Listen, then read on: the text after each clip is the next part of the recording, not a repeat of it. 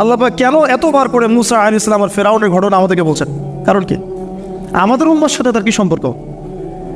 সম্পর্ক হচ্ছে নবী সাল্লাল্লাহু আলাইহি ওয়াসাল্লামের সোনালী যুগ যেটা, সেটা চলে যাওয়ার পরে এই ফিতনার যুগে সারা বিশ্ব জুড়ে নতুন নতুন ফিরআউনদের উদ্ভব হবে ইনশাআল্লাহ। হয়েছে কি হয় নাই? এবং এটা চিরায়ত পরিণতি। আল্লাহ পাক এই এতবার করে 532 বার এই মানুষদেরকে ফিরআউনের গল্প কেন শোনাচ্ছেন? যাতে ফিরআউনের পরিণতি সম্পর্কে এরা সচেতন হয়, যাতে ওরাও ফিরআউনের পরিণতি সম্পর্কে সচেতন হয়। কে ফিরআউন? তার নাম রেমেসিস রেমেসিস।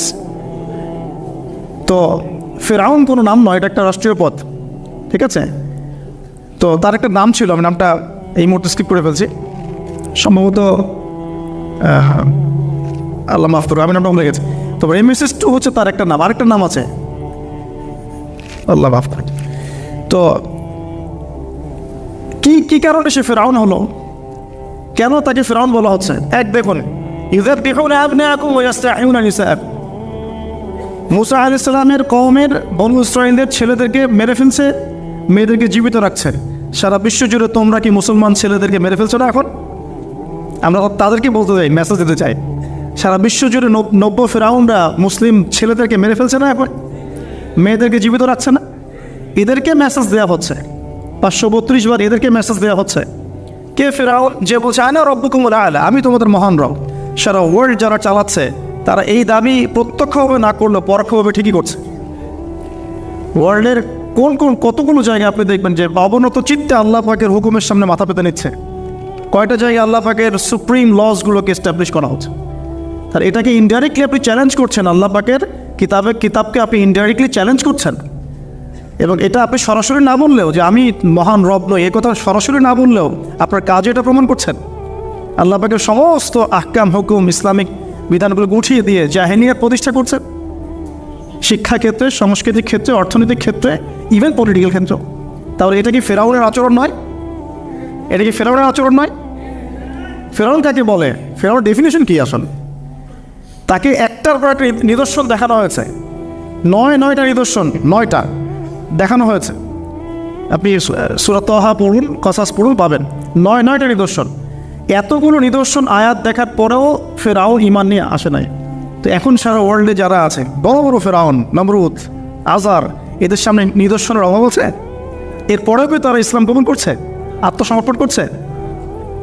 ইসলামের উপর এত আগ্রাসন, এত মানে ম্যাসাকারেড অবস্থার পরেও ইসলামকে দিন দিন কমছে না বাড়ছে? নিদর্শন মুসলিমদের উপরে এত সাংস্কৃতিক আগ্রাসন, শিক্ষাক্ষেত্রে আগ্রাসন, অর্থনৈতিক আগ্রাসন, পলিটিক্যাল আগ্রাসন, এরপরেও কি মুসলিমরা কমেছে না বেড়েছে? নিদর্শন। সারা বিশ্বে পর্দা কত কথা, তারপরে পশ্চিমরাই এখন পর্দা করছে, নিদর্শন। ওরাই এখন পর্দার দিকে আসছে। প্রতিটা জায়গায় আপনি দেখুন, শিক্ষা থেকে উঠাই দিচ্ছেন ইসলাম, কিন্তু তারপরেও মানুষ মাদ্রাসার দিকে আসছে, তারপরেও দিন দিন মানুষ কোরআন শিখছে, তারপরেও দিন দিন মানুষ হাদিস শিখছে। আমরা সংস্কৃতির নামে নম্রতা বেহায়াপনা ছড়িয়ে দিচ্ছি, তারপরেও দেখুন দিন দিন মানুষ আবার আল্লাহর দিকে ফিরে আসছে। যুব সমাজকে নাস্তিক বানানোর জন্য কত কী করলাম আমরা, কত কী যে করলাম যুবকদেরকে নাস্তিক বানানোর জন্য, কিন্তু তারপরেও ইয়াংদের একটা বড় অংশ দিন দিন ইসলামের দিকে ফিরে আসছে। আলহামদুলিল্লাহ। দেখুন এখনও কিন্তু ফিরআউনদের সামনে নিদর্শন যাচ্ছে। সবচেয়ে বড় কথা, তারা আল্লাহ পাকের অথরিটি, যে আমরা সভরেন্টি বলি যেটাকে, এটা দাবি করেছিল ফিরআউন। এখন সেই সভরেন্টি দাবি করছে আমরা বড় বড় সংস্থাগুলোর মধ্য দিয়ে। আপনি আমাকে সরাসরি জিজ্ঞাসা করলে আমি বলবো ইউনাইটেড নেশনস একটা ফিরআউন, অফকোর্স ফিরআউন। কারণ সে সারা ওয়ার্ল্ডকে আল্লাহ পাকের হুকুম আহকাম থেকে বের করে মানুষের হুকুম আহকামের দিকে নিয়ে গেছে। সিম্পল। এখন আশুরার সাথে এগুলোর কি সম্পর্ক? এবার এই বিষয়টা দেখুন, একটু খেয়াল করুন, একটু মনোযোগ দিন। নবী মুসা আলাইহিস সালামকে আল্লাহ রাব্বুল আলামিন জন্ম দিয়েছেন কোন বছর জানেন? যেই বছর ওই সন্তান জন্মটা স্থগিত ছিল, মানে 1 বছর তারা সন্তান জবাই করা। জ্যোতিষীরা বলেছিল একজন আসবে তোমার সিংহাসন কেড়ে নেবে। মুসা আলাইহিস সালামের নাম উল্লেখ করা হয় নাই।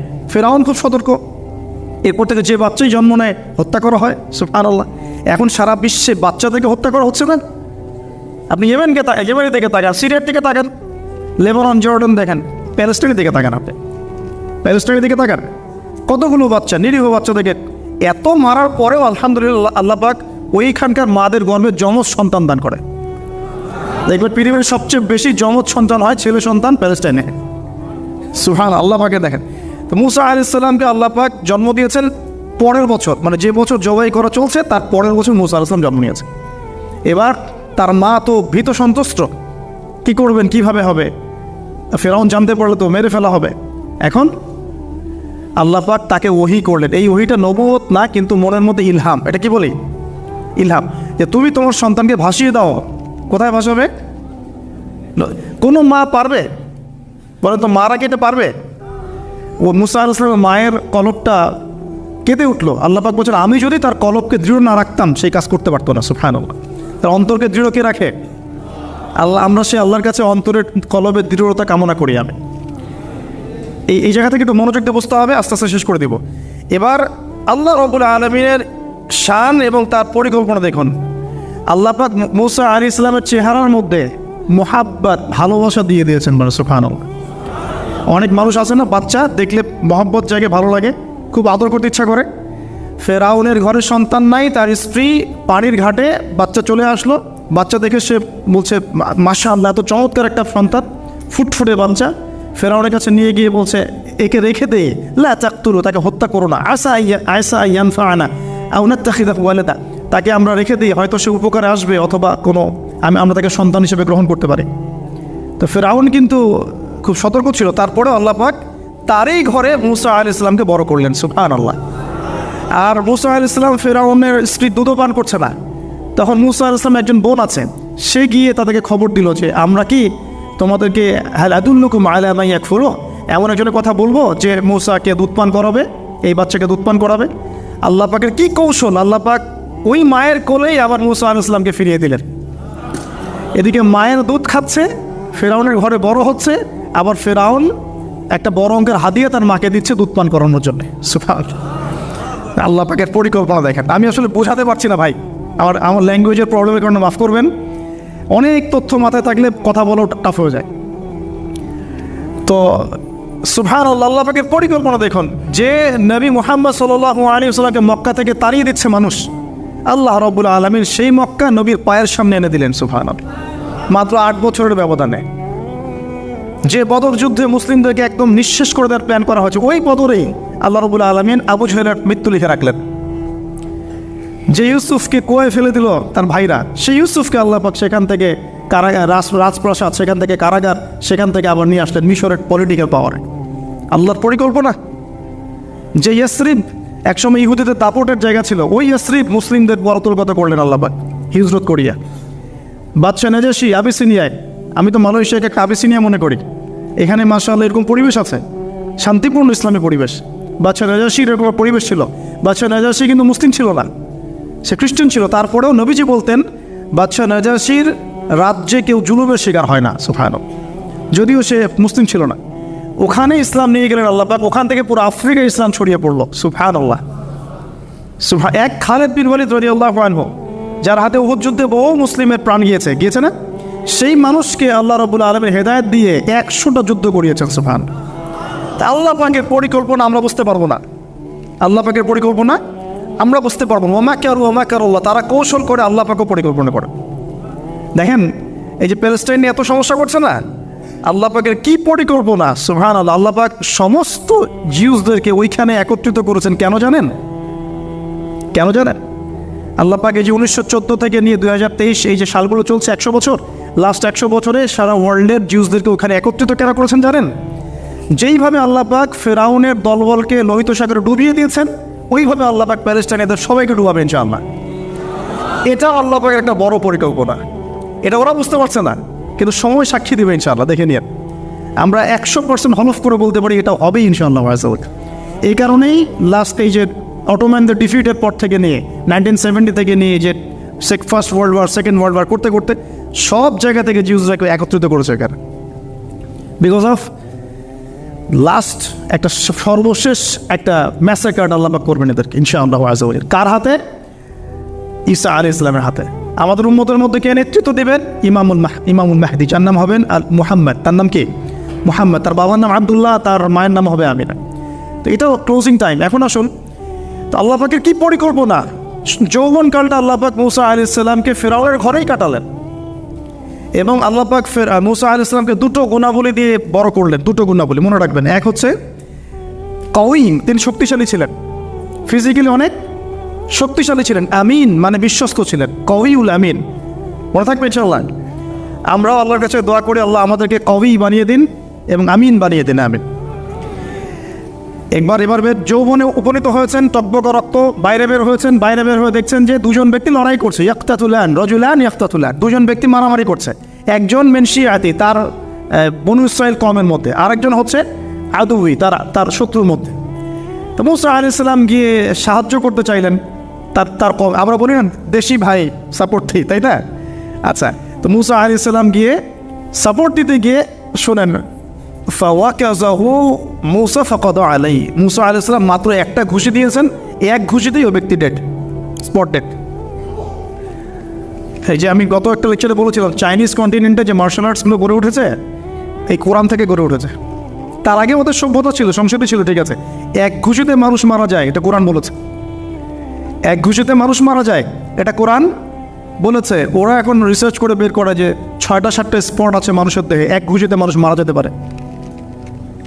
কোরআনকে আমরা মূল্যায়ন করি না, কিন্তু কোরআনকে সারা দুনিয়ার অমুসলিমরা মূল্যায়ন করে ওদের স্বার্থে তারা আমাদের কোরআনকে মূল্যায়ন করে, আমাদের হাদিসকে মূল্যায়ন করে। আমরা করতে চাই না, আল্লাহ মাফ করুক আমাদেরকে।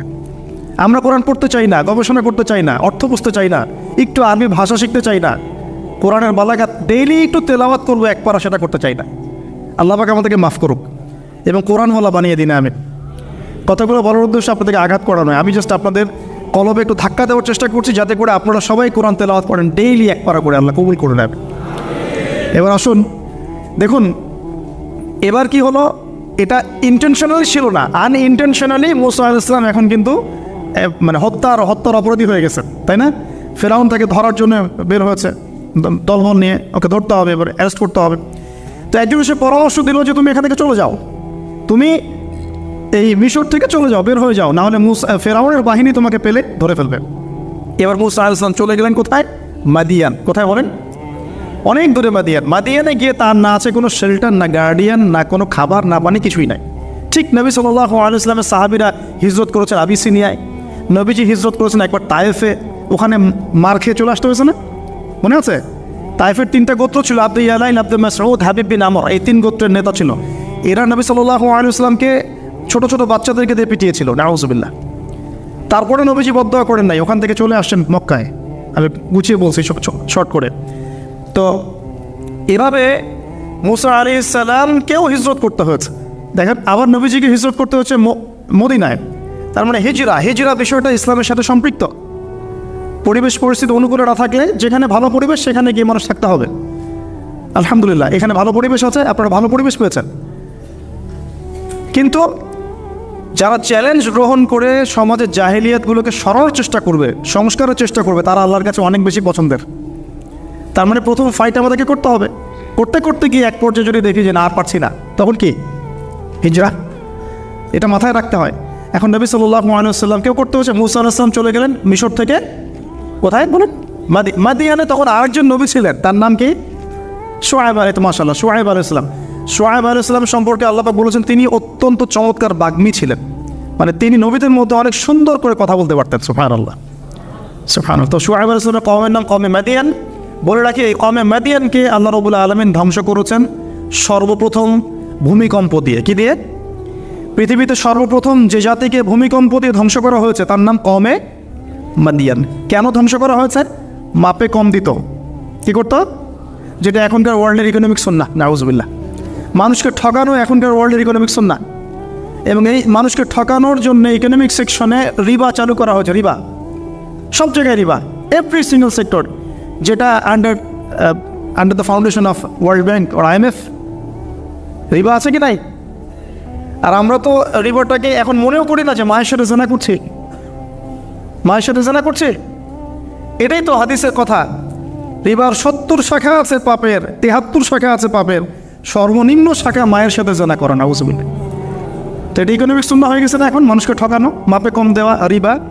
আর আমরা তো মাশাআল্লাহ ঘুষ ছাড়া কিছু হয় না, দুর্নীতি ছাড়া হয় না, টেবিল পাসই হচ্ছে না, আল্লাহ মাফ করুক আমাদেরকে। তবে এগুলা আমাদের ইবাদতকে নষ্ট করে ফেলছে, কারণ হারাম রিজিক থাকলে ইবাদত দোয়া কবুল হয় না। আল্লাহ আমাকে আমাদেরকে হালাল খাওয়ার তৌফিক দান করুন।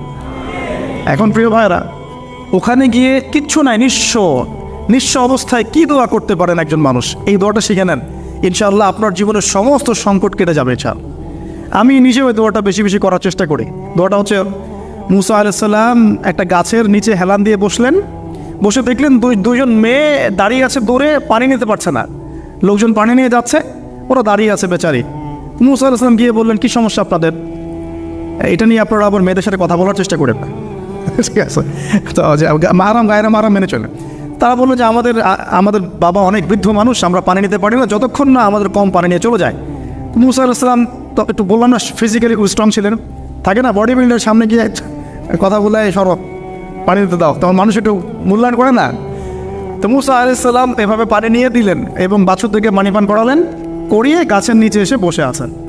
বসে বসে তিনি দোয়া করছেন, এই যে দোয়াটা তিনি দোয়া করছেন, রব্বি, একটা নেক কাজ করলেন না, মানুষের উপকার করলেন, নেক কাজ করে এসে গাছের নিচে বসে দোয়া করছে, আল্লাহ এখানে তো আমার খাবার পানি বাসস্থান কিছুই নাই, আমি কি করব?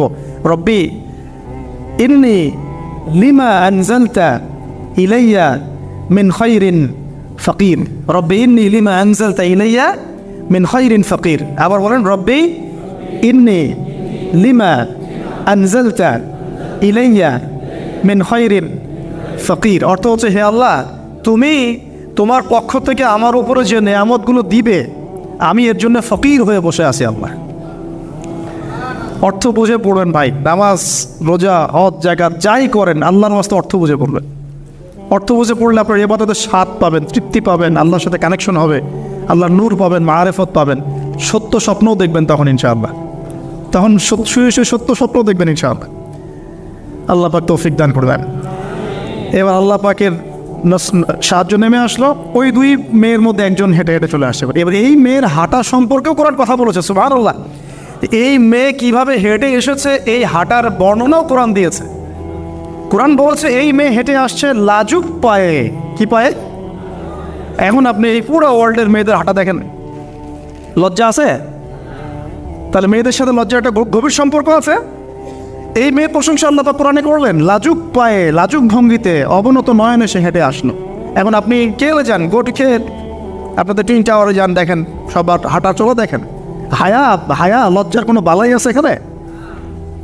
আমি গত লেকচারে বলেছিলাম যে আদম আলাইহিস সালাম এবং হাওয়া আলাইহিস সালাম, ইবলিস তাদের সাথে প্রথম যে আচরণ করেছে ওই ফল খাওয়ানোর পরে, সেটা কি?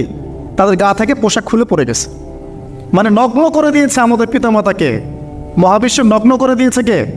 ইবলিস। তো এখন এই পৃথিবীতে আমরা যারা নগ্নতার চর্চা করছি তার কার এজেন্ট আমরা বুঝতে বাকি আছে? আমার কথা কি বুঝতে পারছেন কি না? এই কানেকশন মেলানোর চেষ্টা করেন, ডটসগুলো মেলানোর চেষ্টা করেন। সামনে যাই প্রিয় ভাই, এই মেয়ে এসে বলছে আমার বাবা আপনাকে ডাকেন, আমার বাবা আপনাকে ডাকছেন। তিনি গেলেন, বাবা শুআয়ব আলাইহিস সালাম। তখন এক বোন ইনডাইরেক্টলি বাবাকে বোঝাচ্ছে যে বিয়ে শাদী দিলে ভালো হয়। এক বোন বলছে যে আপনি তো তাকে পুরস্কৃত করতে চাচ্ছেন, তাহলে এইরকম কবিও না, আমি একজন মানুষকে সবচেয়ে ভালোভাবে পুরস্কৃত করা যায় তার যথাযোগ্য প্রতিদান দেওয়ার মধ্য দিয়ে। তো মেয়ের ইশারা বাবা বুঝেছেন, তিনি নিজের এক মেয়ের সাথে মুসা আলাইহিস সালাম বিয়ে দিলেন, সুবহানাল্লাহ। তবে শর্ত দিলেন, দেনমোহর কি? মোহর তো নাই। মোহর কি? এবার মোহর হচ্ছে 8 বছর তোমাকে আমার ফার্মে কাজ করতে হবে। এটা আগেকার একটা স্টাইল ছিল, সুন্নাহ। এটা এখন নাই, যদিও আগে এরকম ছিল যে দেনমোহর দেওয়ার জন্য এই একটা পদ্ধতি ছিল। যেমন ইয়াকুব আলাইহিস সালামের ক্ষেত্রেও এরকম 7 বছরের কথা আসছে, তিনি 7 বছর তার শ্বশুরের ফার্মে কাজ করেছেন। এটা নতুন ছিল না ওই সময়, এটা কমন ছিল। এখন যেমন আমাদের দেশে কমন 10 লাখ টাকা মোহর হবে, 10,000 টাকা দিব, বাকিটা সব বাকি, তাই না? তো এরকম আর কি কমন কিছু বিষয় থাকে আর কি। আস্তাগফিরুল্লাহ, মাফ করুক। বলবে বাসরাতে, বলবে আমাকে মাফ করে দাও। শুরুতেই নিজের গায়রথীনতার পরিচয় দিল। আবার এদিকে শ্বশুরের কাছে মাশাল্লাহ মোটা অঙ্কের ডোনেশন নিতে চাচ্ছে, যৌতুক। আর বিয়ে আমাদের ওখানে মাশাল্লাহ মানে কেনা বেচা, মেয়ে বিক্রি করতেছে আর ছেলে কিনতেছে। এবার 8 বছর পূর্ণ করা হলো, তিনি আরও 2 বছর 10 বছর পূর্ণ করলেন। এই 10 বছরে মুসা আলাইহিস সালাম নবী পরিবেশ পেলেন, অভিভাবক পেলেন, স্ত্রী পেলেন, প্রেমময়ী সন্তান ইত্যাদি সব কিছু। এবার আল্লাহ রাব্বুল আলামিন তাকে মিশরের দিকে যাওয়ার যে সময় তো এখন হয়ে গেছে, 10 বছর হয়েছে, মিশরে যেতে হবে। যাওয়ার পথে স্ট্রিট প্রসব বেতনে উঠেছে। তখন মুসা আলাইহিস সালাম আগুন খুঁজছেন। আগুন কি খুঁজছেন ভাই? আগুন। আগুন খুঁজতে খুঁজতে খুঁজতে খুঁজতে তুর পাহাড়ের ওখানে গিয়ে দেখছেন যে আগুন গাছে জ্বলছে, সবুজ পাতার উপরে আগুন। তিনি অবাক। এই সময় আওয়াজ আসলো, বিসমিল্লাহির রহমানির রহিম, ইন্নী আনা রব্বুক ফাখলা'না আলাইক ইন্নাকা বিল ওয়াদিল মুকদ্দাস তুয়া। মুসা, ইন্নানি আনা আল্লাহ লা ইলাহা ইল্লা আনা ফা'বুদনি ওয়া আকিমিস সালাতা লিযিকরি। মানে এখানে অনেকগুলো কথা আছে, সূরা তাহার মধ্যে আছে। আওয়াজ চতুর্দিক থেকে ভেসে আসলো। মহান আল্লাহ রাব্বুল আলামিন তার শান অনুযায়ী, তার ইজ্জত অনুযায়ী তিনি যেভাবে কথা বলেন সেভাবে মুসা আলাইহিস সালামের সাথে কথা বললেন। আল্লাহু আকবার। বললেন, ইয়া মুসা, হে মুসা, ইন্নানি আনা আল্লাহ, নিশ্চয়ই আমি আল্লাহ, লা ইলাহা ইল্লা আনা, আমি ছাড়া কোনো ইলাহ নাই, ফা'বুদনি, তুমি আমার ইবাদত করো, ওয়া আকিমিস সালাতা লিযিকরি, আমার ইবাদতের জন্য সালাত কায়েম করো, আমার জিকিরের জন্য সালাত কায়েম করো, আমার স্মরণের জন্য সালাত কায়েম করো। ফাখলা'না আলাইক, তোমার জুতা খুলে ফেলো, ইন্নাকা বিল ওয়াদিল মুকদ্দাস তুয়া, তুমি তুয়া উপত্যকায় আছো, পবিত্র তুয়া উপত্যকায় আছো। আদব শেখানো হলো। এভাবে অনেক কথোপকথন হলো। নবী মুসা আলাইহিস সালাম ভয় পেয়ে গেলেন এবং আল্লাহ পাক আরও কথা বললেন, ওয়ামা তিলকা বিয়ামিনিকা ইয়া মুসা, তোমার ডান হাতে এটা কি? মুসা আলাইহিস সালাম বলছেন, ক্বালা হিয়া আসায়া তাওয়াক্কাউ আলাইহা ওয়া আহুশু বিহা আলা গনামি ওয়া লিয়া ফিহা মাআরিব উখরা। এটা তো আমার লাঠি, এটা দিয়ে আমি ডালপালা পারি, আমার ওই যে গবাদি পশু চড়াই। আল্লাহ পাক বলছেন যে এটা ছুঁড়ে মারো, আলকিহা ইয়া মুসা, এটা ছুঁড়ে মারো। ফালকাহা, তিনি ছুঁড়ে মারলেন, ফাইদা হিয়া হাইয়াতুন তাসা, এবং এটা ছোটাছুটি শুরু করলো, বড় একটা সাপ হয়ে গেল। সুবহানাল্লাহ। এগুলো কোনো গাল গল্প নয়, এগুলো আল্লাহ রাব্বুল আলামিনের মুজিজা, মুজিজাতুল কুবরা, এটা বড় মুজিজা। তিনি পিছনের দিকে দৌড়ানো শুরু করলেন সাপ দেখে, খাইফান ইয়াতারাক্কাব, মানে ভয়ে দৌড়ানো শুরু করলেন। আল্লাহ পাক বলছেন, লা ইয়াখাফু লাদাইনাল মুরসালিন, আমার কাছে রসুলগণ ভয় পায় না, তুমি ভয় পেও না, তুমি ওটাকে ধরো পিছন থেকে, সেটা আবার লাঠি হয়ে যাবে। পিছন থেকে হাত দেওয়া হলো, লাঠি হয়ে গেল। সুবহানাল্লাহ। এবার বলছে যে তুমি তোমার বগলের নিচে হাত ঢুকাও। মুসা আলাইহিস সালাম বগলে হাত ঢুকালেন, বের করলেন, হাত থেকে টর্চ লাইটের মতো আলো বের হওয়া শুরু হল। এটা দ্বিতীয় নিদর্শন। কেন দেওয়া হলো নিদর্শন? এবার আল্লাহ পাক তার দায়িত্বটাকে বলছেন, তোমাকে নিদর্শনগুলো কেন দিলাম, তোমাকে মনোনীত কেন করলাম, কেন তোমাকে মনোনীত করলাম? মুসা, তোমার কাজটা কি? তোমার কাজ এখন এইটা, ইযহাব ইলা ফিরআউনা ইন্নাহু তাগা, তুমি ফিরআউনের কাছে যাও। ফিরআউন সীমা লঙ্ঘন করেছে, মনে আছে ফিরআউনের কথা? সীমা লঙ্ঘন করেছে। তখন মুসা আলাইহিস সালাম তার অপারগতা প্রকাশ করছেন এভাবে। তিনি বলছেন, আল্লাহ, আমার তো জিহ্বা জড়তা আছে, আর আমি তো ওখানে এক ব্যক্তি, আমার খুনের অভিযোগ আমার কাঁধে, আমি এখন কিভাবে কি করবো আল্লাহ? তখন আল্লাহ রাব্বুল আলামিন বলছেন, এই দোয়াটা করো। কোন দোয়া? মুসা আলাইহিস সালাম করলেন, রব্বি ইশরাহ লি সাদরি, হে আল্লাহ, আমার বক্ষ প্রশস্ত করো, ওয়াইয়াসসির লি আমরি, আমার কাজকে সহজ করে দাও, ওয়াহলুল উকদাতাম মিন লিসানি, আমার জিহ্বার সমস্ত জড়তা দূর করে দাও, ইয়াফকাহু কওলি, যাতে মানুষ আমার কথা বুঝতে পারে। আর আমার সাথে আমার পরিবারের মধ্য থেকে ওয়াজআলনি ওয়াজিরুম মিন আহলি, আমার পরিবারের মধ্যে একজন ওজির আমাকে দাও, সাথী। হারুন আখি, আমার ভাই হারুনকে দান কর। সুবহানাল্লাহ। হারুন আলাইহিস সালামকে নবুয়ত দেওয়া হলো। দুজনকে আল্লাহ পাক এখন বলছেন, ইযহাবা ইলা ফিরআউন, তোমরা দুজন এখন ফিরআউনের কাছে যাও। ফাইন্নাহু তাগা ফাকুলা লাহু কাওলান লাইয়িনা, তবে তাকে গিয়ে কর্কশ ভাষায় কথা বলবে না, নরম স্বরে কথা বল। দায়ীদের এখানে সুন্নাহ, দায়ীদের জন্য শিক্ষা আছে, দায়ী আলেম যারা মুবাল্লিগ তাদের শিক্ষা আছে। ফিরআউনের সামনে গিয়ে দাওয়াত দিলেও কীভাবে দিতে হবে? ফাকুলা লাহু কাওলান লাইয়িনা, নম্রভাবে কথা বলো। লাআল্লাহু, কেন নম্রতার সাথে? লাআল্লাহু ইয়াতাযাক্কারু আও ইয়াখশা, হয়তোবা নম্রতা প্রদর্শন করলে সে উপদেশ গ্রহণ করতে পারে, অথবা সে আল্লাহকে ভয় করতেও পারে। আল্লাহ পাক তো আগে থেকে জানেন সে ঈমান আনবে না, তারপরেও আমাদের আদব শেখাচ্ছেন আল্লাহ পাক এখানে। তারা দুজন চলে গেলেন, দাওয়াত দিলেন। ফিরআউন মশকরা করছে, ওয়ামা রাব্বুকুম ইয়া মুসা, তোমাদের দুজনের রব আর কে? হ্যাঁ, মুসা আলাইহিস সালাম বোঝাচ্ছেন, রব্বি আল্লাযী, আমার রব সেই রব যিনি জীবিতকে মৃত করেন, মৃতকে জীবিত করেন, ইত্যাদি। মানে যার হুকুম ছাড়া একটা গাছের পাতাও নড়ছে, নড়ে না, যিনি মাটি থেকে সব উৎপন্ন করেন, বৃষ্টি বর্ষণ করেন, সব বুঝালেন। ফেরাউনের বক্তব্য তখন এটাই ছিল, তোমাদের কাছে কি কোনো নিদর্শন আছে, কোনো আয়াত নিদর্শন আছে? হ্যাঁ নিদর্শন আছে। কি? লাঠি ছুঁড়ে মারলেন, সাপ হয়ে গেল। এখন ফেরাউন বলছে এটা তো জাদু, এটা কি? আমার জাদুকররাও এটা পারে, জাদুকর থেকে ডেকে না হলো, জাদুকররাও লাঠি ছুঁড়ে মারলো, সাপ হয়ে যাচ্ছে। কিন্তু এই বড় সাপ ওদের সব সাপকে খেয়ে ফেললো। তখন ফেরাউন কিন্তু ভয় পেয়ে গিয়েছিল।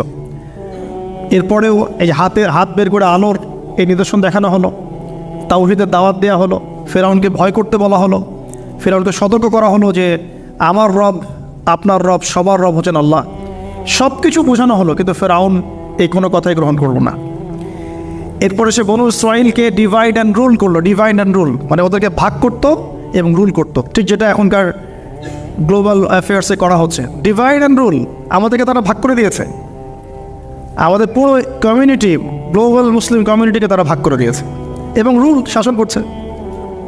এবং কারো গায়ে আঘাত লাগলে আরেকজন গিয়ে সেই ব্যথা নিরসন করতে চায় না, বরং অপেক্ষা করে আমার গায়ে তো আর আসে নাই, তার গায়ে আসছে। ঠিক আছে, এটা শুধু গ্লোবাল অ্যাফেয়ার্স না, এটা সবখানে একটা রাষ্ট্রের ভিতরেও ঢুকে গেছে। ওই ভাইকে বলছে বলুক, আমাকে তো কিছু বলে নাই, ওকে গায়েব করে ফেলুক, আমাকে তো আর কিছু করা নাই, ও ভিতরে গেছে, আমাকে তো কিছু বলে নাই। এই আচরণের কারণে আস্তে আস্তে আস্তে আস্তে মুসলিমদের শক্তি সব সংকুচিত হয়ে আসে। এটা নতুন কোনো বিষয় না, ফিরআউনের সুন্নত এটা, ডিভাইড অ্যান্ড রুল, যেটা ব্রিটিশরা করে গেছে সারা ওয়ার্ল্ডে। সুবহানাল্লাহ, দেখুন সব কিছু ওরা কোরআন থেকেই নিচ্ছে মনে হচ্ছে আমার কাছে। তো এখন একটা দুইটা না, 9টা পরীক্ষা ফিরআউনকে করা হলো। মুসা আলাইহিস সালাম যখন বলেন, দোয়া করেন, তখন গজব উঠে যায়। ফিরআউন তখন এসে বলে যে ঠিক আছে, তুমি দোয়া করো, তাহলে আমরা বনু ইসরাইলকে ছেড়ে দিব। যখনই মুসা আলাইহিস সালাম দোয়া করে, গজব উঠে যায়, সে আর বনু ইসরাইলকে ছাড়ে না। এখন এভাবে 9টার বর্ণনা আসছে। একবার আসছে পঙ্গপালের শাস্তি, একবার আসছে ব্যাঙের শাস্তি, একবার আসছে মহামারীর শাস্তি, একবার আসছে উকুনের শাস্তি, একবার রক্তের নদী। এরকম 9টা আযাব আল্লাহ পাক দিয়েছেন কাদেরকে? এই ফিরআউনের সম্প্রদায়। সর্বশেষ, আমি লম্বা করলাম না, সর্বশেষ যেটা হয়েছে, কারণ আমি কনক্লুশনে কিছু পয়েন্ট বলবো। সবশেষে যেটা হলো, 20 বছর, কত বছর? প্রায় 20 বছর জুলুম করলো ফিরআউন দাওয়াত পাওয়ার পরে। প্রায় 20 বছর। দাওয়াত পাওয়ার আগের কথা তো বাদ, ইসলামের দাওয়াত পাওয়ার প্রায় 20টা বছর সে বনু ইসরাইলকে এভাবেই টর্চার করতে থাকলো। 9টা নিদর্শন আসলো, কোনোটাই সে গ্রহণ করলো না। এবং সর্বশেষ তার কল ছিল যে আমি ছাড়া তোমাদের কোনো রব আছে এটা আমি জানি না, নাউজুবিল্লাহ। এবং সূরা নাবার মধ্যে আল্লাহ বলেছেন যে ফিরআউন বলেছিল আনা রাব্বুকুমুল আ'লা, আমি তোমাদের মহান রব, নাউজুবিল্লাহ। এই ছিল ফিরআউনের শেষ স্টেটমেন্ট। এবার মুসা আলাইহিস সালাম বনু ইসরাইলকে নিয়ে চলে যাচ্ছেন মিশর থেকে। ফিরআউন দলবলে ধাওয়া করছে, সামনে সাগর আর পিছনে ফিরআউনের বাহিনী। মুসা আলাইহিস সালাম এখানে বনু ইসরাইলকে নিয়ে একটা রিম রক বলি আমরা, যেটা পাহাড়ে উঠতে সামনে যেতে না পারে, পিছনে যেতে না পারে, এরকম একটা অবস্থা। এই সময়ে মুসা আলাইহিস সালামের গোত্রের কিছু মানুষ বলেছিল যে ইয়া মুসা ইন্না লামুদরাকুন, হে মুসা আমরা তো ধরা পড়ে গেলাম, আমরা মনে হচ্ছে ধরা পড়ে গেলাম।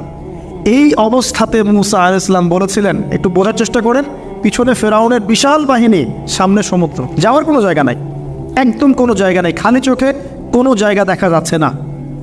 ওই সময় খালি চোখে, বাহ্যিক চোখ দিয়ে কোনো উপায় দেখা যাচ্ছে না।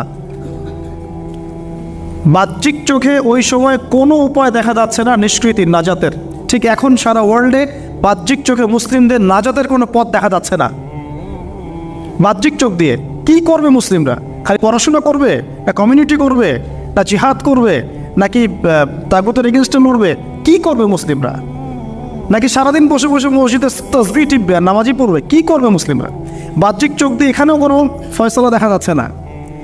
তখন আল্লাহ রাব্বুল আলামিন মুসা আলাইহিস সালামকে একটা পরীক্ষাও নিলেন। একজন বলছে ইন্না লামুদরাকুন, আমরা ধরা পড়ে গিয়েছে। মুসা আলাইহিস সালাম তখন বলছেন দৃঢ় চিত্তে, কাল্লা, কখনো না, ইন্না রব্বি মাইয়া সাইয়াহদিন, নিশ্চয়ই আমার রব আমার সাথে আছেন, তিনি আমাকে পথ দেখাবেন। সুবহানাল্লাহ। তাহলে আজকেও মুসলিমদের সারা ওয়ার্ল্ড ওয়াইড এই চেতনাই থাকা উচিত যে কাল্লা, কখনো না। আল্লাহ ইন্না রব্বুনা মা'ানা, নিশ্চয়ই আমাদের রব আমাদের সাথে আছেন, তিনি আমাদেরকে পথ দেখাবেন ইনশাআল্লাহ। এই পথই আমরা চাই, ইহদিনাস সিরাতাল মুস্তাকিম, তাই না? সিরাতাল লাযিনা আনআমতা আলাইহিম গায়রিল মাগদুবি আলাইহিম ওয়ালাদ-দাল্লিন। এই বাস, যখন আপনি পুরোদমে আল্লাহর উপর তাওয়াক্কুল করে ফেলবেন, তখনই তো আল্লাহ রাব্বুল আলামিনের নুসরা নেমে আসবে। বদরের মাঠে নবী সাল্লাল্লাহু আলাইহি ওয়াসাল্লাম হাত তুলে দোয়া করেছে, আল্লাহ এই 313 জন মুসলিম যদি আজকে শেষ হয়ে যায়, ইসলামের নাম নেওয়ার কেউ থাকবে না। দোয়া করতে করতে চাদরটা পর্যন্ত পড়ে গেল। আবু বকর সিদ্দিক দৌড়ে এসে চাদর উঠায় দিলেন, দিয়ে কান্না জড়িত কণ্ঠে বলছেন, হাসবুকা ইয়া রাসূলুল্লাহ, যথেষ্ট হয়েছে আল্লাহ রাসূল, যথেষ্ট হয়েছে, আর দোয়া করার দরকার নেই, ইনশাআল্লাহ আল্লাহ সাহায্য নেমে আসবে। আল্লাহ পাকের সাহায্য নেমে আসলো, হাজার হাজার ফেরেশতা আল্লাহ নামিয়ে দিলেন বদরের মাঠে। আপনি দেখুন যে সুবহানাল্লাহ, নবী সাল্লাল্লাহু আলাইহি ওয়াসাল্লাম হিজরত করছেন আবু বকর সিদ্দিককে সাথে নিয়ে, মনে আছে গারে সওরের ঘটনা, সবাই ঘিরে ফেলেছে, এমনকি নিচ থেকে ওপর ওদের পা দেখা যাচ্ছে। আবু বকর সিদ্দিক বলছেন যে ইন্না মুদরাকুন, আমরা ধরা পড়ে গেলাম ইয়া রাসূলুল্লাহ। একই কথা কিন্তু নবী সাল্লাল্লাহু আলাইহি ওয়াসাল্লাম সেই একই কথাই বলছিলেন, লা তাহজান, তুমি দুশ্চিন্তা করো না, ইন্নাল্লাহা মা'ানা, আল্লাহ আমাদের সাথে আছেন, ইনশাআল্লাহ আল্লাহ আমাদের সাথে আছেন। তবে কাদের সাথে আল্লাহ থাকবেন? যারা নামাজ পড়ে না, যারা তাওহীদ শিখে না, সুন্নতের উপর আমল করে না, যারা রিবা খোর, যারা মাদক দ্রব্য সেবন করে, জিনা করে, পর্নোগ্রাফি দেখে, যে বেপরদায় চলে, এদের সাথে আল্লাহ থাকবেন। আমরা যদি আমাদের অবস্থান উন্নত করতে না পারি, আমাদের দ্বারা উম্মার বিজয় হবে না, ফুল স্টপ। আমরা যদি আমাদের অবস্থান উন্নত করতে না পারি, মানে এই যুগের আবু বকর, ওমর, উসমান, আলী হতে না পারি, আমাদের দ্বারা বিজয় হবে না। আপনি যত টাকা ঢালেন না কেন, যত বড় সংগঠন করেন না কেন, যত পলিটিক্যাল অ্যাফেয়ার্স ডিল করেন না কেন, যতক্ষণ এ যুগের আবু বকর, ওমর, ওসমান, আলী আমরা হতে না পারছি, আমাদের হাতে বিজয় আসবে না। প্রথম কাজটা এখানে ভাই, প্রিয় ভাইয়েরা, রাগ করছেন নাকি কথায়?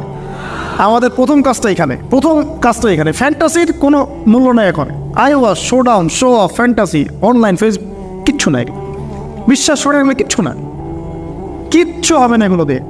কনস্ট্রাকটিভ কাজ না থাকলে, ঈমান, আমল, তাওহীদ, সুন্নাহ, সেরকম জজবা, সেরকম ইউনিটি, আল্লাহর পথে মাল খরচের প্রেরণা, মুসলিমদেরকে সহযোগিতা করার বড় মানসিকতা, একটা ব্রড মাইন্ডের চিন্তা ভাবনা, এগুলো না থাকলে কখনো সম্ভব হবে না। এখানে সাহায্য নেমে আসছিল না? ওই গারে শহরে কি তারা ধরা পড়েছিলেন? লা তাহজান ইন্নাল্লাহা মা'ানা, ভয় পেও না, আল্লাহ আমাদের সাথে আছেন। আল্লাহ কি সাথে ছিলেন না? ঠিক একই কথা মূসা আলাইহিস সালাম বলছেন, কাল্লা, কখনো না, ইন্না রাব্বি মা'ইয়া সাইয়াহদিন, আমার রব আমার সাথে আছেন, আমার সাথে আছেন, তিনি আমাকে পথ দেখাবেন ইনশাআল্লাহ। বলার সাথে সাথে মনে আছে ওই যে নমরুদ যখন ইব্রাহিমকে ফেলে দিচ্ছে আগুনে, জিবরিল আমিন এসে বলছেন, হাজাতুকা ইনদি, আপনার কোনো প্রয়োজন আছে আমার কাছে? ইব্রাহিম আলাইহিস সালাম আগুনে পড়তে পড়তে বলছেন, হাসবি আল্লাহ ওয়া নি'মাল ওয়াকিল, আল্লাহ আমার জন্য যথেষ্ট, তিনিই আমার উত্তম অভিভাবক, দরকার নেই। বলার সাথে সাথেই ইয়া নার কুনি বারদান ওয়া সালামান আলা ইব্রাহিম, এই আগুন ঠান্ডা হয়ে যাবে। এবার আমার বান্দা আমাকে ডেকেছে, তার কোনো পথ নাই চোখের সামনে খোলা, এখন আমার বান্দা আমাকে ডেকেছে, আমার উপর ফরজিয়াত আমার বান্দাকে এখন সাহায্য করা, এটা আমার হক, আমার বান্দাকে সাহায্য করা। তো কেন হাক্কুন আলাইনা নুনজিল মুমিনিন, আমার হক হচ্ছে, আল্লাহ বলছেন আমার হক মুমিন বান্দাদেরকে নাজাত দেওয়াটা আমার হক। সুবহানাল্লাহ। তাহলে ওই যে সাহায্য এসেছে ওই নমরুদের ওখানে আগুন পরীক্ষায়, একই সাহায্য আসছে গারের শহরে, বদরের মাঠে, উহুদে, খায়বারে, খন্দকে, এই সাহায্য নেমে আসতো মুসা আলাইহিস সালামের কাছেও। কি সাহায্য? লাঠি ছুঁড়ে মারো, 12টা, একটা দুইটা 12টা রাস্তা হয়েছে, সাগর ভাগ হয়েছে। এটা কি আসলেই পসিবল? এখনকার সায়েন্সকে এটাকে পেনিট্রেট করতে পারবে? আমরা তো সায়েন্সকে ইলা বানিয়ে নিয়েছি। ও যখন কিছু বলে হ্যাঁ, আমরা বলি হ্যাঁ, ও বলে না, আমরা বলি না। বিশ্বাস করেন, ও যখন সায়েন্স যখন কোনো কিছুকে বলে হ্যাঁ এটা ঠিক, আমরা বলি ঠিক ঠিক ঠিক। যখন সায়েন্স বলে এটা বেঠিক, আমরা বলি না বেঠিক বেঠিক। আমরা কোরআন হাদিসকে সায়েন্স দিয়ে মূল্যায়ন করছি। সুবহানাল্লাহ। এখন নামাজ পড়তে গেলে মানুষ সায়েন্টিফিক ব্যাখ্যা খোঁজে, রোজা রাখা সায়েন্টিফিক ব্যাখ্যা খোঁজে। ব্যাখ্যা থাকতে পারে, আমার জানার দরকার নাই তো। আমাকে আল্লাহ হুকুম করেছেন, এটাই আমার কাজ। ব্যাখ্যা থাক না থাক সেটা আমার জানার দরকারও নাই। হ্যাঁ থাকতে পারে, নাও থাকতে পারে, সব আমার বুঝে আসবে না, কিছু আসবে কিছু আসবে না। আমরা কোনো ক্ষেত্রে এটাকে টেকনোলজিকে আমাদের ইলাহ বানিয়ে নিচ্ছি। আপনি বিশ্বাস করেন, আমি আল্লাহর কসম করে বলছি, আজকে যদি নাসা বলে যে পৃথিবী থেকে লক্ষ কোটি আলোকবর্ষ দূরে একটা গ্রহের সন্ধান পাওয়া গেছে, ওখানে হুরপুরি আছে, সোনা দানা আছে, মাটি হচ্ছে মিশকের আম্বরের, এই সেই মানুষ বিশ্বাস করবে হ্যাঁ এরকম কোনো গ্রহ থাকতে পারে? বিশ্বাস করবে কি না? অনেস্টলি বলেন। আল্লাহ পাক কোরআনে 1400 বছর আগে বলেছেন, তার আগের ধর্মগ্রন্থেও বলেছেন জান্নাত আল্লাহ সৃষ্টি করেছেন। মানুষ বিশ্বাস করে না। নাস্তিকরা বলে, টিটকারি মারে নাস্তিকরা, এক মৌলবাদীরা মোল্লাটা কি বলে, এই যুগে এগুলো বিশ্বাস করে মানুষ? নাউজুবিল্লাহ। নাসারি বলে বহু দূরে একটা গ্রহ আছে বিশাল বড়, ওখানে একটা পাথর ফেললে নিচে যেতে 70,000 বছর সময় লাগবে। মানুষ বলবে হ্যাঁ এমন কোনো গ্রহ থাকতে পারে, নাম দিয়ে দিবে একটা XYZ dot dot dot dot, দিল একটা কিছু, এরকম নাম হয় না, KLR কি নাম দিয়ে দেবে একটা। তো আল্লাহ পাক জাহান্নামের কথা বলছেন, মানুষ বিশ্বাস করে না। তো প্রিয় ভাইয়েরা, এই জায়গায় সায়েন্স ব্যাখ্যা করতে পারবে না। 12টা রাস্তা হয়ে গেছে, 12টা গোত্র পার হয়ে গেল। ফেরাউন দলবল নিয়ে পার হতে চাচ্ছে, আল্লাহ রাব্বুল আলামিন ওই জায়গায় ডুবিয়ে দিলেন। সুবহানাল্লাহ। ডোবার সময় ফেরাউন ঈমান এনেছিল, এটা অনেকে আমরা জানি না। কিন্তু ডোবার সময় ফেরাউন বলছে আমানতু বিরব্বি হারুন ওয়া মূসা। এই জায়গা থেকে আমি কনক্লুশনের দিকে যাব, একটু মনোযোগ দিন। ফেরাউন বলছে আমানতু বিরব্বি হারুন ওয়া মূসা, কখন বলছে? ডোবার সময়। ওই সময় ফেরেশতারা তার মুখে কাদা নিক্ষেপ করছিলেন, এটা হাদিসে আসছেন। কারণ কাফের, ফাসেক, জালেম, এরকম মুনাফিক মৌতের সময় ফেরেশতারা মুখের উপরে প্রচণ্ড জোরে আঘাত করতে থাকে। আল্লাহ আমাদেরকে হেফাজত করুন। পিঠের পিছনে, চেহারায়, কপালে। সূরা মুহাম্মদ পড়ে দেখুন, ইয়াদরিবুনা উজুহাহুম ওয়া আদবারহুম। ফেরাউনকে এই কাজ করা হচ্ছিল, কিন্তু তখনও জিবরিল আমিন তখনও তিনি একটু কনসিয়াস, যদি এখন আল্লাহ তার তওবা কবুল করে ফেলে। সুবহানাল্লাহ। তাহলে আমরা কেন তওবা করতে দেরি করছি? আজকে থেকে জীবনটাকে ঢেলে সাজাবো ইনশাআল্লাহ। আল্লাহ তৌফিক দান করুন। নিজের জীবন, নিজের ছেলে মেয়েদের জীবন, নিজের পরিবারের জীবন, আমাদের সমাজের জীবন, এবং বড় স্বপ্ন দেখব, আল্লাহর জমিনে দিন কায়েম করব, তারপর মরবো ইনশাআল্লাহ। আল্লাহ কবুল করুন, আমিন। এবার আসুন ভাই, আল্লাহ পাক তওবা কবুল করলেন না। আল্লাহ পাক বলেন আল আন, এখন, আল আন, এখন, আল আন, এখন, লাকাদ আসাইতা মিন ক্বাবল, এর পূর্বে তুমি তো সারা জীবন আমার অবাধ্যতা করে গিয়েছো। আজকে কি করবো শোনো, আল ইয়াউমা নুনাজ্জিকা বিবাদানিক, আজকে তো আমি তোমাকে ক্ষমা করছি না, বরং আজকের থেকে আমি তোমার এই যে বডি, তোমার দেহ বাদান, এটাকে প্রিজার্ভ করবো, সংরক্ষণ করব। কেন সংরক্ষণ করব? এই বডিটা কোথায় আছে ভাই এখন? ফ্রান্সে না মিশরে? আচ্ছা, এখন মিশরে হয়। আচ্ছা, আমি মাঝখানে শুনেছিলাম এটা রিসার্চের জন্য মনে হয় ফ্রান্সে নেওয়া হচ্ছে, মেবি। আমি ভাবছিলাম, পারিবারিক মিটিংয়ে বলছিলাম যে এই সভ্যতাটা একদিন ধ্বংস হয়ে যাবে, দেখে নিন। এই সিভিলাইজেশনটা একদিন ধ্বংস হয়ে যাবে, দেখে নিন। যারা ফেরাউনকে রাষ্ট্রীয় মর্যাদা দেওয়ার চেষ্টা করতেছে। আস্তাগফিরুল্লাহ, আল্লাহ মাফ করো। কেন তোমার দেহটাকে আমি সংরক্ষণ করলাম? আর ইয়াউমা নুনাজ্জিকা বিবাদানিকা, তোমার দেহটাকে আজকে আমি প্রিজার্ভ করে রাখবো। কেন? লিতাকুনা লিমান খালফাকা আয়া, তোমার এই যে ডেথ, এর পরে যত ফেরাউন পৃথিবীতে আসবে, তোমার মতো যত মানুষ পৃথিবীতে আসবে, তাদের সবার জন্য তুমি হবে নিদর্শন, আইডল। তাহলে ফেরাউনের বডিটাকে প্রিজার্ভ করা হচ্ছে কেন ভাই? যাতে ফেরাউনি চরিত্র যাদের মধ্যে আছে তাদেরকে আল্লাহ পাক এর মধ্য দিয়ে শিক্ষা দিতে পারে, জাস্ট এতটুকু। এছাড়া কোনো কারণ আছে? এটা কি আমাদের দেখার কোনো বিষয়? বরকত আছে কোনো? সুবহানাল্লাহ। এখন আপনাকে আমি একটু কনক্লুশনের দিকে নিয়ে আসি। মানুষ জানতো না এই বডিটা কোথায় আছে।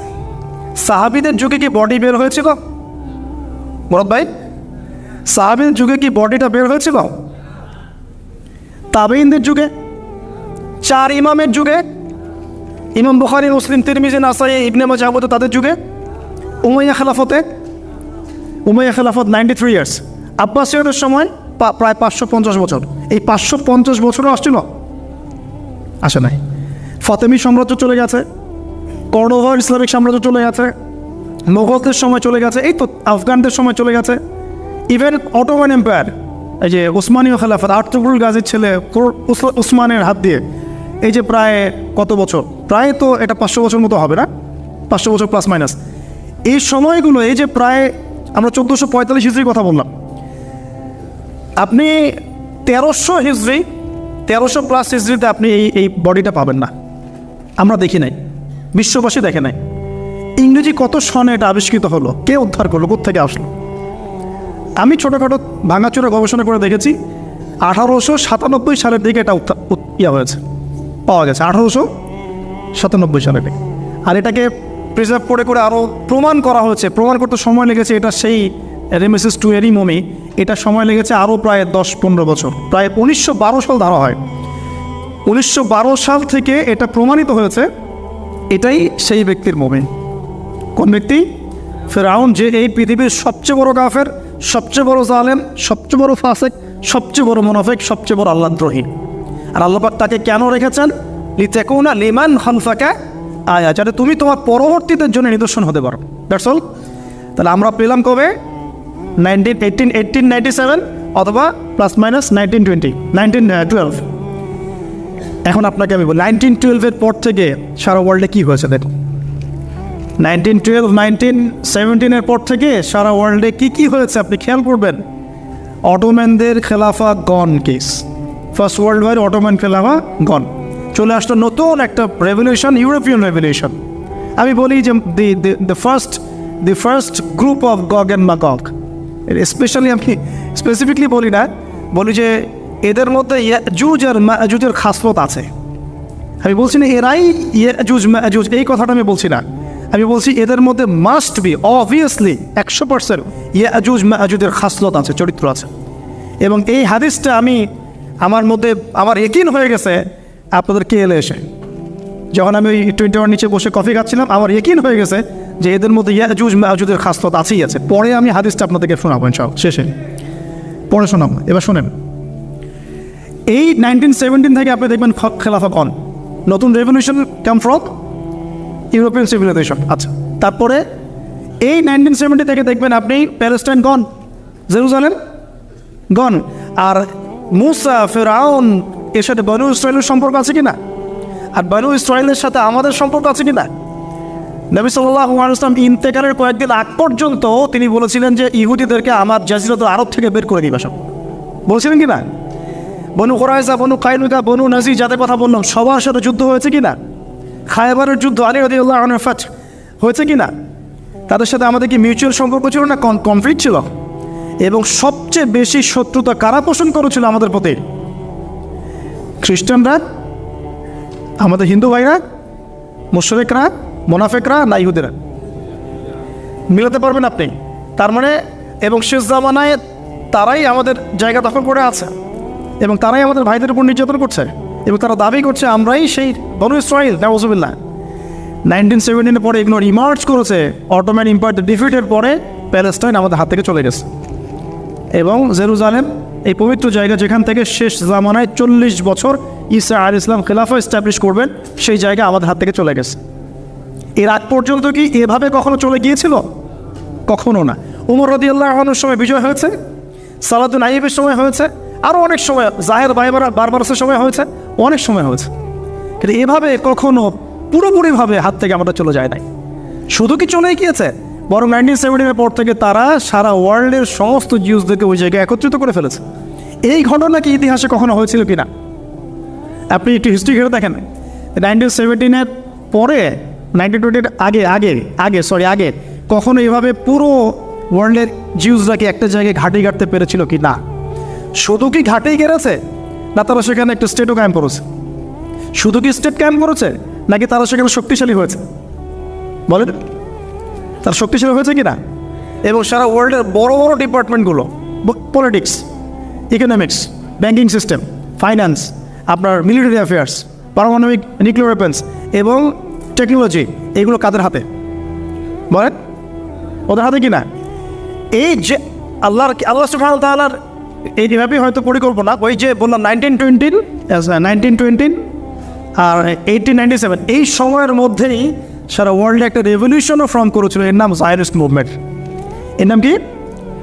Zionist movement. এই জায়নিজমটা উত্থান হয়েছে এই 1897-এর সময় থেকেই, যখন ফেরাউনের মমি পাওয়া গেছে তখন থেকে। আর ফেরাউনকে কাদের জন্য নিদর্শন বলা হচ্ছে? জালেমদের জন্য। আর এরা সারা বিশ্বে জুলুম করছে। অতএব ফেরাউনের এই বডিটা এই পুরো সম্প্রদায়ের জন্য একটা বড় নিদর্শন হয়ে আছে এখন পর্যন্ত। এবার লাস্ট এই 2017 থেকে আপনি 2023 পর্যন্ত হিসেব করে দেখেন, কনক্লুশন বলি, হিসেব করে দেখবেন আমরা আমাদের খিলাফা হারিয়ে ফেলেছি। মুসলিম উম্মাকে বিটস অ্যান্ড পিসেস অনেকগুলো কান্ট্রিতে ভাগ করে দেওয়া হয়েছে। প্রত্যেকটা কান্ট্রির মধ্যে মাশাআল্লাহ সেকুলারিজম, ডেমোক্রেসি, ন্যাশনালিজম, কমিউনিজম ছড়িয়ে পড়েছে। ধর্মতাত্ত্বিক শিক্ষাগুলোকে কমানো হয়েছে। আপনার ইকোনমিক সেকশনে রিবাকে প্রমোট করা হয়েছে। পলিটিক্যাল অ্যাফেয়ার্সে আল্লাহ পাকের বিধানকে উঠিয়ে দিয়ে তাগুতি বিধান চালু করা হয়েছে, খোলামালা বলছি। তারপরে পর্দা, বেহায়াপনা, জেনা, পর্নোগ্রাফি, এভরি সিঙ্গেল যে কুফর, হারাম যেগুলো কাবিরায় কাবায়ের, এগুলোকে প্রমোট করা হয়েছে লাস্ট 100 বছর। আপনি এই লাস্ট 100 বছরে আপনি আবু বকর, ওমর, ওসমান, আলীর সেই যুগ পাচ্ছেন না। ইভেন মুসলিমদের মধ্যে হাজারটা দলে দলে আমরা ভাগ হয়ে গেছি। শক্তি নাই, স্ট্রেংথ নাই, কাদা ছোড়াছড়ি, গিবত, তহমত, হ্যাঁ, এক ভাইয়ের সমালোচনা করতে বলে আরেকজন ক্রেডিট মনে করে, কে কার গলায় ছুরি চালাবে, এই তো চলছে। আবার ওয়ার্ল্ড ওয়াইড একজনকে মারলে আরেকজন হাসে, আমার গায়ে তো আসে না, ওর গায়ে আসছে আসুক। আবার কেউ কেউ ওদের সাথে হাত মিলিয়ে কাজ করছে, কেউ ভিতরে মুনাফিক হয়ে যাচ্ছে, কেউ ভিতরে ইহুদিদের সাথে মিলে যাচ্ছে। এই তো চলছে সারা লাস্ট 100 বছর। এখন লাস্ট 100 বছরে এরা তাদের জায়গা থেকে কি শক্তিটা পেল? তারা পলিটিক্যালি স্ট্রং হলো, জেরুজালেম দখল করে ফেললো, আমাদের ভাইদের উপর নির্মম নির্যাতন চালাতে থাকলো। 4টা যুদ্ধ করেছে আরবরা, একটা তো জিততে পারে নাই, একটাতেও না। এবং পলিটিক্যাল পাওয়ার সাথে ইকোনমিক পাওয়ার গ্যাপ পড়েছে। মিলিটারি অ্যাফেয়ার্স, অস্ত্রশস্ত্র, ফাইন্যান্স, এইটা সেটা সব কিছু ওদের কন্ট্রোলে। এরপরেও কি আমাদের বুঝতে বাকি থাকার উচিত যে আসলে এই যে শেষ জামানার দাজ্জাল, ইমামুল মাহদি, ইবনে মারইয়াম, এগুলো এই জায়গা কেন্দ্র করেই হবে? তাহলে এখন কি ওই দিকে আমরা যাচ্ছি না? এখন প্রিয় ভাইরা, পরিণতিটা একটু বলে কনক্লুশনে যাই। যে পরিণতি আল্লাহ রাব্বুল আলামিন যে মুসা আলাইহিস সালামের সাথে কনফ্লিক্ট করা ফিরআউনের হয়েছে, ফিরআউন এবং তার দলবল হয়েছে, সেই একই পরিণতিকে রিপিট করার জন্য আল্লাহ রাব্বুল আলামিন তাদেরকে আবার এই জায়গায় একত্রিত করেছেন। এখন কনক্লুশন হচ্ছে, আমরা আমাদের স্ট্রেংথ হারালেও তারা একটা ধোকার মধ্যে আছে। 1, 2, তারা যাকে একটু মনোযোগ দেওয়ার প্রিয় ভাইরা, শেষ করে দিচ্ছি, তারা যার অপেক্ষায় বসে আছে সেই ব্যক্তি প্রকৃত মাসিহ নয়। সেই ব্যক্তি হচ্ছেন একজন মিথ্যা মাসিহ, তার নাম মাসিহুদ দাজ্জাল। লাস্ট 100 বছর তারা এত স্ট্রেংথ গেইন করার পিছনে একটা কারণ হতে পারে, আল্লাহ ভালো জানেন, যে মাসিহুদ দাজ্জাল তাদেরকে নিয়েই সারা ওয়ার্ল্ডকে রুল করবে। এটা কিন্তু হাদিসে আসছে, মাসিহুদ দাজ্জাল যখন ওয়ার্ল্ডকে রুল করবে তখন তার সাথী হবে জিউসরাই। এবং জিউসদের মধ্যে সবাই কিন্তু খারাপ না। কোন ইহুদি কোন খ্রিস্টানদের সম্পর্কে সতর্ক থাকতে বলেছেন আল্লাহ পাক আমাদেরকে? লা তাত্তাখিযুল ইয়াহুদা ওয়ান নাসারা আউলিয়া বা'দুহুম আউলিয়াউ বা'দ, যারা একে অপরের বন্ধু। ইহুদি নাসারাদের মধ্যে যারা একে অপরের বন্ধু, এদেরকেই আমরা বলছি জায়নিস্ট। খেয়াল করে দেখেন, এদের সম্পর্কে আল্লাহ পাক আমাদেরকে সতর্ক থাকতে বলছেন, তাদেরকে বন্ধুরূপে গ্রহণ করতে নিষেধ করছেন। আল্লাহ পাক আরও বলছেন, তোমরা যদি ওদিকে মুখ ফিরাও, মানে মুখ ফিরিয়ে নাও, ইয়াস্তাবদিল কওমান গায়রাকুম, আল্লাহ পাক অন্য কওমকে তোমাদের স্থলাভিষিক্ত করবেন। আল্লাহ পাক এটাও বলেছেন, লা তাত্তাখিযুল ইয়াহুদা ওয়ান নাসারা আউলিয়া বা'দুহুম আউলিয়াউ বা'দ ওয়া মান ইয়াতাওয়াল্লাহুম মিনকুম ফাইন্নাহু মিনহুম, তোমাদের মধ্যে কেউ যদি ওদের দিকে মুখ ফিরায় সে তাদের অন্তর্ভুক্ত হয়ে যাবে। সূরা বাকারা পড়ে দেখেন, ওয়ালান তারদা আনকাল ইয়াহুদা ওয়ালান নাসারা হাত্তা তাত্তাবি'a মিল্লাতাহুম। হে নবী মুহাম্মদ সাল্লাল্লাহু আলাইহি ওয়াসাল্লাম, যতক্ষণ পর্যন্ত আপনি ইহুদি খ্রিস্টানদের মিল্লাত গ্রহণ না করছেন, তারা আপনার প্রতি সন্তুষ্ট হবে না। তো প্রিয় ভাই বোনেরা হয়তো নাই, প্রিয় ভাইরা, সর্বশেষ কথা হলো, তারা পুরো ওয়ার্ল্ড ওয়াইড মুসলিমদের উপরে যে আগ্রাসনগুলো চালিয়েছে, প্রথমটা হচ্ছে নৈতিক। আমাদের নৈতিক জায়গাটা থেকে আমাদেরকে সরিয়ে ফেলা হচ্ছে। ইমানের ঘাটতি, প্রবলেমসগুলো বলছি, ইমানের ঘাটতি, নৈতিক স্থল, মানে আমরা অধঃপতন বলি যেটা, আমাদের মধ্যে ডিভাইডেশন, আমাদের পলিটিক্যাল অ্যাফেয়ার্স থেকে সরে আসা, আমাদের ইকোনমিক স্ট্রেন্থগুলো কমে যাওয়া, আমাদের পরিবারগুলোর ভাঙন, আমাদের প্রজন্ম গড়ার ক্ষেত্রে আমরা ব্যর্থ হয়েছি, আমাদের নতুন নতুন প্রজন্ম করতে ব্যর্থ হয়েছে। ওয়ার্ল্ডকে ডিল করতে পারে এমন ওলামায়ে কেরামদের একটা শ্রেণী তৈরি করতে আমরা ব্যর্থ হয়েছি অনেক ক্ষেত্রে, যারা কোরআন সুন্নাহকে দিয়ে ওয়ার্ল্ডটাকে ডিল করতে পারে। তারপরে ওদের এজেন্ডাগুলো ফাইন্ড আউট করতে আমরা ব্যর্থ হয়েছি। এবং ওরা কী বিষয় নিয়ে সামনে যাচ্ছেন? They want to rule the world, তারা ওয়ার্ল্ডকে রুল করতে চায়। এই ওয়ার্ল্ডকে রুল করার জন্য এত কিছু। আশুরা মুহররমের শিক্ষার সাথে কত গভীর সম্পর্ক আছে এগুলার। মুহররম মাস কেন, কি হয়েছে এই মাসে, কাকে এই মাসে ডুবিয়ে দেওয়া হলো, তারা আবার কোথা থেকে রাইজ করলো এখানে, তাদের সাথে শেষ জামানে আমাদের কি সম্পর্ক, তাদের সাথে আমাদের শেষ জামানে কি সম্পর্ক, সেটা লাস্ট পয়েন্ট। সম্পর্কটা এই, তাদেরকে নিয়েই মসিহুদ দাজ্জাল সারা ওয়ার্ল্ডকে রুল করবে, এটা আপনি লিখে নেন। তাদেরকে নিয়েই মসিহুদ দাজ্জাল সারা ওয়ার্ল্ডকে রুল করবে, এবং তার রুলিংসটা এত স্ট্রং হবে যে অনেক বড় থেকে বড় মুমিন ও ঈমান চলে যাওয়ার সম্ভাবনা আছে। এই কারণে পরিস্থিতি সম্পর্কে সচেতন থাকা, তাদের ফিতনাগুলো রিকগনাইজ করা এবং স্টাডি করা কুরআন সুন্নাহর সাথে এই জামানাকে মিলিয়ে, যে এই যুগে আমাদের করণীয় কি, সামনে আমরা কীভাবে আগাবো আর কি।